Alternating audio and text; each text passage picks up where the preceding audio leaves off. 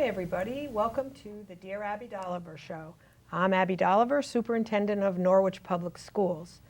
I am thrilled to be here today with many of our students from our 6th grade academy, Panther Production Club, who are learning about how to broadcast, so hopefully you'll see them in the future on our show.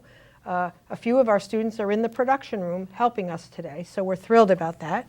And then we have some very special educators and administrators with us, and I'm going to ask each of them to introduce themselves and tell us who they are. And then we'll talk about the topic. Hi, I'm Tom Baird. I'm the Director of Curriculum, Instruction, and Assessment. Kristie Bourdoulous, Administrative Literacy Specialist. Peter Camp, Principal of Uncas Network School. Thanks. Libby Donovan, I'm the District Math Instructional Specialist. Thank you. Holly Gilletti, I'm the District Science Coordinator and I'm a 6th grade science teacher at the 6th grade academy. Oh, how great to have your students here. Yes. So we're here today to talk about what we call, in our language, the instructional framework, which is really the basis for your teaching and our students' learning. We want to talk a little bit about how did we land on our process, our instructional framework. What is it? What does that mean? How do we use it? What's important about it? And everybody has a little piece and a little different take on what that means.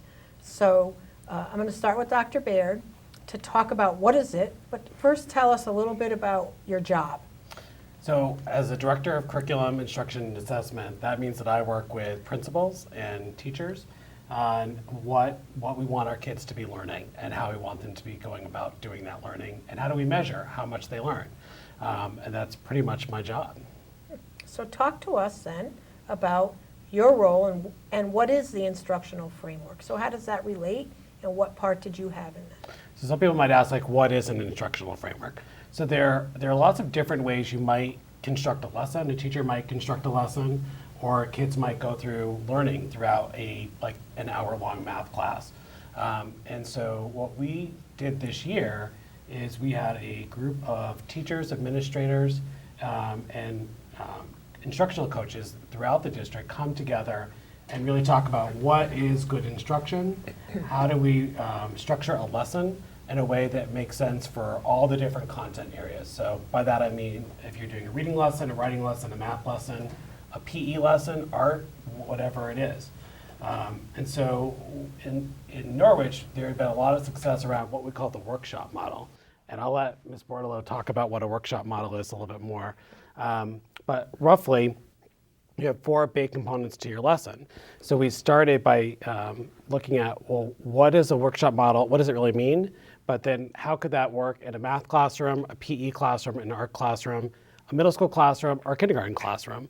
And that's the framework that we landed on in Norwich is the workshop model. Okay. Well, I'll come back to my follow-up question. Could you tell us, Ms. Bourdoulous, a little bit about your role and then what is the workshop model? So my role in Norwich is to support the Director of Curriculum in developing curriculum across different areas. And I also support the instructional specialists at the building level and their work with teachers and curriculum and instruction. So the workshop model was brought into Norwich about 3.5 years ago when we were revising the English Language Arts curriculum. And the model that we're using follows Columbia University Teachers College model of workshop, which really means that kids have a lot of choice about what they're reading, what they're writing. Students have really understand that how teaching is going to go, teaching and learning in the classroom. It's very predictable, so they know what to expect. Students spend most of the time in some kind of independent practice, so reading or writing, and then they share out what they've learned and how that applies to their literacy skills. So it really originated in literacy, but this is an effort to bring those practices into the other content areas. Okay. Mr. Camp, can you talk about what your role is, and then how do you bring the instructional framework and Teachers College into Uncas Network School? Well, as Dr. Baird mentioned, we work together with instructional specialists and teachers to develop and create an instructional framework for Norwich. And in my role as principal of Uncas, I'm working with teachers every day in observing their classes, giving them specific feedback. And in my feedback, it's framed around the instructional framework. We're analyzing each part of the lesson, the part of the lesson that I observe, and specific feedback is given on what went well and what are some areas that we can do to improve it. Okay, thanks. And Ms. Gilletti, so talk about what your role is, and then how do you use the instructional framework in your classroom? Well, I assisted in helping in developing the curriculum, the instructional framework. And now with the shift in standards for science, with the next generation science standards, it's a really good way to incorporate everything that they're trying to do, whereas we're activating their learning with some phenomena or something exciting to get the kids really thinking, and then helping them with either a guiding question or getting them on the right track to then go and work on their own. So it's more student driven, whereas before science usually was taught through textbook or memorizing or something a little less student-centered than what we're doing now.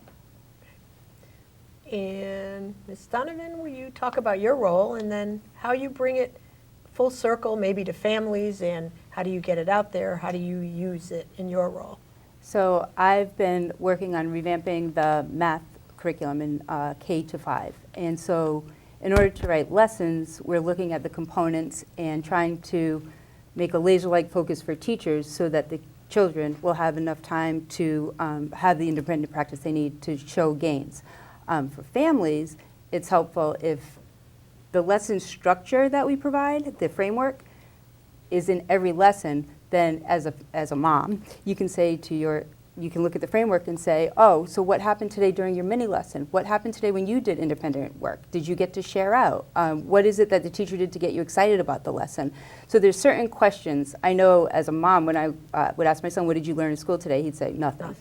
So it's a way that you can start a conversation with your family. So how would, and anybody can answer this, so if you don't, I know the language you're speaking. I know a lot of what you're talking about just from our daily conversations, but people watching might not know still what's a mini lesson, what's pick your book, what's a conversation, what's the little topics that you're talking about that the public would benefit from knowing about. What does the instructional framework bring us? What kind of guidance does it give us? And then how does that help our students? How does our model, now the students that are here probably have no idea that we have this big plan and we use it to help them. And so how do we get students more interested in learning? Like what you said, Ms. Donovan, about I didn't learn anything. We've all heard that probably, when in fact we're trying to make our lessons much more engaging, trying to pique our students' interest. So how does the framework, Teachers College, and the work you each do help to bring our students in and then help the families to know how to support that? I think that's what we want to get across to our audience. So it's really multi-step. So Right. where we've been thus far in the year is we've developed the actual framework, and we worked with our administrators and our instructional leaders that are giving feedback to teachers around using the framework to develop a consistent language about how we talk about instruction within the educational community in Norwich. And that's about as far as we've gotten thus far. So as leaders, we're talking about instruction the same way. So the instructional framework has four components. It has activate, so when students first come into the class, there's some kind of activation of prior knowledge. In a math lesson, that probably would look like a warm-up. So if you're going to be using equations later on in your math lesson, the beginning part of the lesson would be some kind of previously learned skill that has to do with those equations. Then you go into what we call the mini lesson. So the mini lesson would be some direct instructions to the teacher teaching a strategy.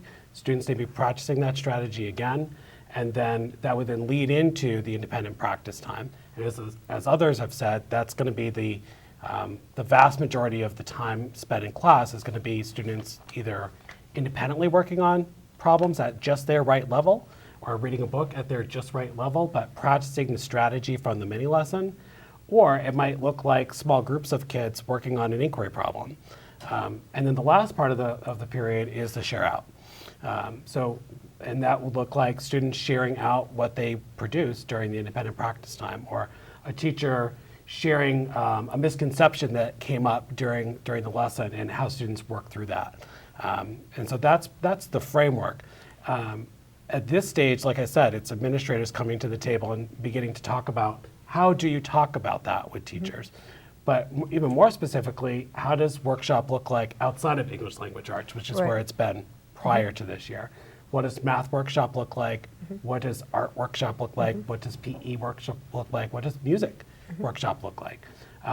So the next steps in the work are really to start sharing the framework more broadly with teachers and having teachers practice the work of the framework. And then from there, how do we start sharing this with families?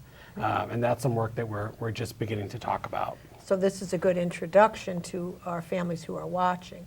So for me, going into a classroom, noticing that students are talking together, that they have bins of, let's say, books or math or whatever the practice is, they can have a choice at their level. They can talk about it where, I don't want to say the old days, but long ago, not that long ago, even in Norwich, we sat in rows and you couldn't talk during class. It was, listen to me, I'm teaching. What is the benefit of this kind of small group instruction, student choice? Us knowing, obviously, it's a lot of work to know where each of your students are, what level they're at, what their interests are, to have all that material available, but what a great way to engage our students. So what do any of you see as the benefit of that as you either teach or go and observe teachers?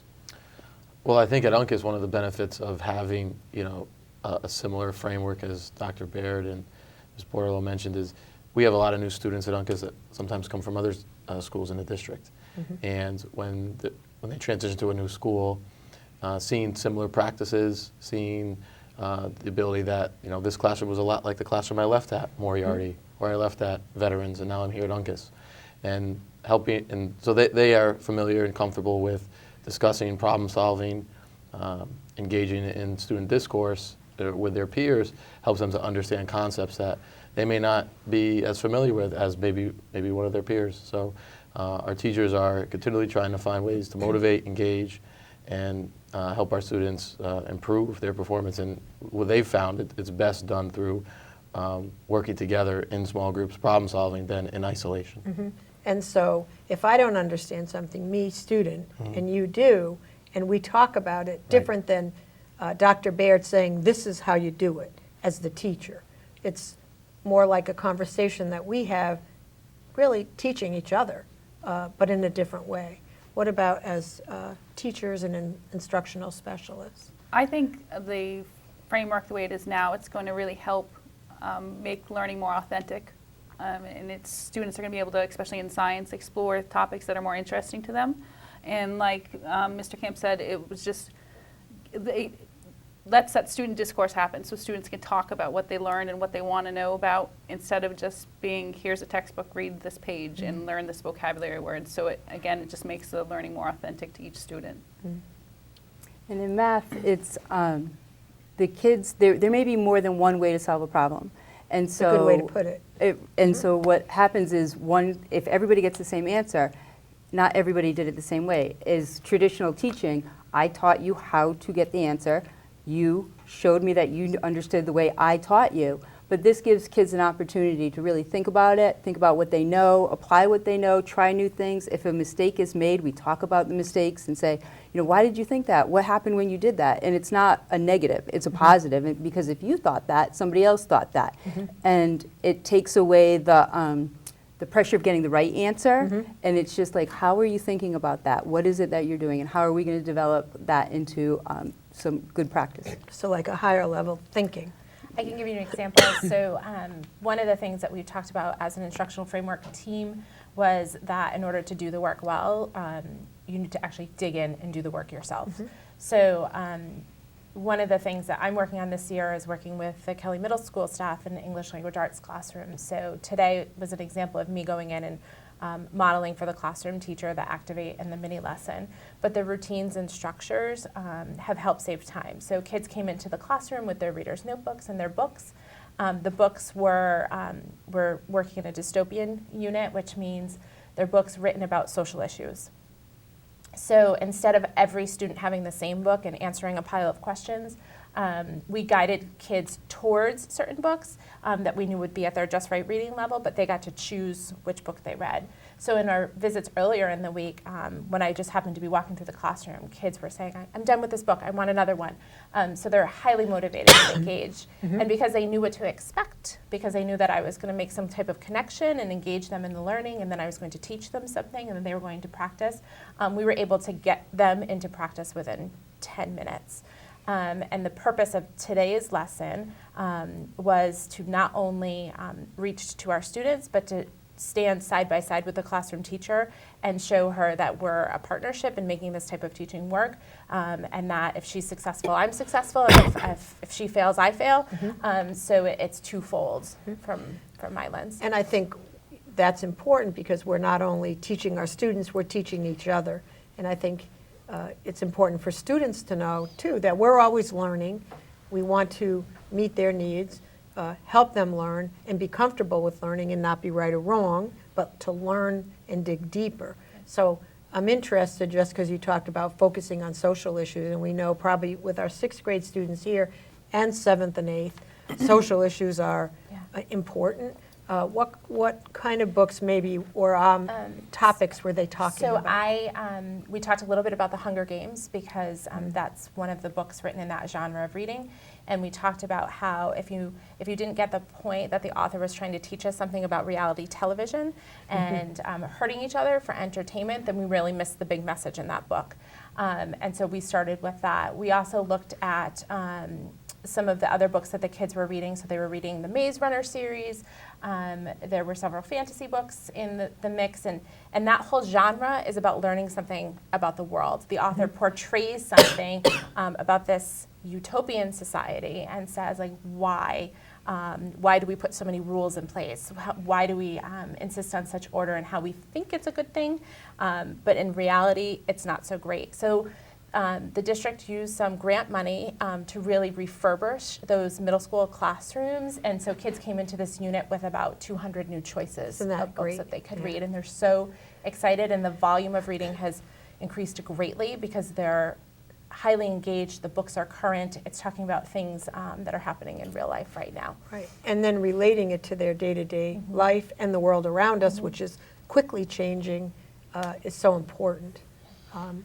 Go ahead. Something I would add on to the importance of the framework is during that independent practice time or small group inquiry time, which is probably about 75% of the time spent for kids in the class, it's also a very active time for teachers to be working with small groups of kids or individually with kids, conferring, what we call conferring with a student, where you're working with a student on where their level is, goal setting with them in terms of how do they get to that next level.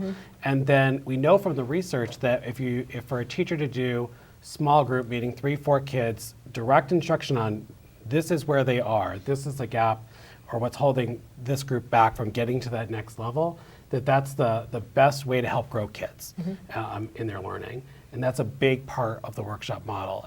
And so while the teacher is not, standing up in front of the class and like leading the entire class sort of like towards the middle sort of student, you're really taking all those different groups and helping them move to that next level for where they're going to go next. And I think that's important. It's an important point because if you were to walk in and didn't understand that and just see little pods of kids sitting on the floor reading, maybe talking, maybe not, maybe having sticky notes or not, you're thinking, is this what they do all day? Lay around and read, which is good, but there has to be some instruction so that we know how to fill the gaps in learning and what's the message, not just the content. It's very sophisticated work. It seems, if you do it right, it seems simple and easy, but a lot of work went into, and a lot of voices went into really clarifying, so what is a strong activate and what does that mean in Norwich Public Schools? And what could you expect to see walking into a classroom from a principal's eye, from a parent's eye, from a coordinator's eye who are content experts. And so there's some uniformity brought together on these high quality methods that we've agreed that this is what we believe in. So it's really changed, I think, how we can talk about instruction and brought it has the ability to bring a lot of consistency to what we do. And I think, the team, this is a team, and we have a larger team, we have smaller teams, like the students have little groups. The experts, everybody's better at something, we help each other. So if you were to go into a classroom, I know, and you mentioned that students come and go, our students move, but if you've been in one school, so you've been at 6th grade, well, it's not 6th, but let's say Moriarty, and then you move to 4th grade at Uncas Network, you should be able to pick up reading where you were there, not so much so that you were in this textbook in chapter 4, page 63. So how would you know if a student came in how to grab their interest and keep them right on target? Well, I think, our teachers do a really nice job of trying to match the students' interest to their books. So they're not reading something they're not interested in, or they find that's at too high of a level or too low of a level. As Dr. Baird mentioned, our teachers are assessing students on a regular basis, so they have an understanding of what they can and cannot do, and are focusing on what they cannot do and try to help them so they're able to do it. So the multiple assessments that we administer in classrooms follow them to their new school, if it's Uncas, and the receiving teacher at Uncas would take a look at that information, help design their lesson around their students' strengths and what they need to work on. And I think it's important to note that many of our teachers, this isn't really new to them. They have been doing it, but we're not quite sure of the consistency and the formality in which they were doing the instructional framework. Many of our teachers would do an introduction to the lesson, and I think activating prior knowledge and doing the mini lesson is that sort of introductory piece. So this isn't something that is totally out of their comfort zone. It's a great way to bring everyone together, talk about what, as Ms. Bourdoulous mentioned, what does a good mini lesson look like, what should students be doing in guided practice, and every day it's not the same. And then what does share out look like during different lessons? So I think our teachers are working with each other to look at what good practices are and what they look like in each classroom. And in each grade level, they're defining what those are and implementing them ongoing. And I'm sure, in reading there are skills that you look for and you know to look for. Sometimes math skills are easier, or lack of, weaknesses in, I'll say instead, are easier to identify if it's, a little practice of something, where with reading, somebody could be like reading and you're thinking they're reading. How do you know that they're getting what they need to get out of it? So putting the workshop model into math now is like a new process for us. So I don't know if either of you want to speak to that, because it's a lot of new learning. We've worked really hard with ELA, language arts, and made great strides. So I don't know if It's you want to very talk a little exciting about at the elementary level. The teachers have used workshop in ELA, so they're familiar with the structure, and it's been very successful. We've seen students make growth that we hadn't expected to see, such great growth in such a short period of time. So to take the same model, knowing that it's already successful, and then bringing it into math, it's just natural for the teachers. They can already see where it can go. In math, we move through 3 levels of understanding. One's conceptual, where the kids need manipulatives and have to actually build something. Then they can do it pictorially, and then they move to an abstract level. And so you think about that in your guided practice part of the framework. And so you design lessons and groups around those kind of concepts. If we had to learn everything, workshop plus this, it would be a lot. But just it's a natural fit just to now move workshop into other subject areas. And as you think about science and all the new science that we're going to develop, and we're going to integrate it into other subjects, how do you see that working into this framework? I see it as a wonderful fit just because in the workshop model we start with the activate, and then with the activate with the NGSS standards, it's something that just comes naturally, where you're intriguing the students by a phenomena or something that happens in the world. And then you're moving on to the next stage where you're kind of guiding them into where we want to go next, but not giving them too much information. And then that's where the students then work on their own or in small groups, like we've been talking about, to kind of develop their thoughts on something. And then we share out where students then can say, oh, I didn't know, I didn't see it from that lens, or I saw it from this way, and we can have that nice student discourse. And And how would it not like integrate reading and math and other areas when you're doing other subjects? That's, to me, the beauty of it. Right. When you can read, you can do almost any other subject. And if you know what to look for or how to organize it, it makes a big difference. So now that we've had it over time, so, well, you know, some of you have seen the implement, you really helped implement it and develop it. Have you talked to students at all about the difference they've seen coming into their old room to where they are now, coming into the new, you know what I mean, the old room, the new room? I think because the practice has been in place in one format in English language arts, and then seeing that grow up through the elementary schools into the middle school, I think that as we change that practice, kids are happy and excited, and they see like, oh, I got to pick my books in 5th grade, and I'm going to continue to do the same in 6th grade, and I can expect the same thing when I get to Kelly Middle School because we're all consistent in our practices. It's interesting to watch kids' responses when they start to see teachers use the same techniques in other content areas. So some of that work is also happening in math. And so as kids travel from classroom to classroom, they're like, oh, that teacher is doing the same thing that this teacher is doing. So it helps raise expectations for teachers and kids too. But we're really at the beginning stages of this. And so there's just a few of us that are trying it out. And so it was really grassroots, I would say.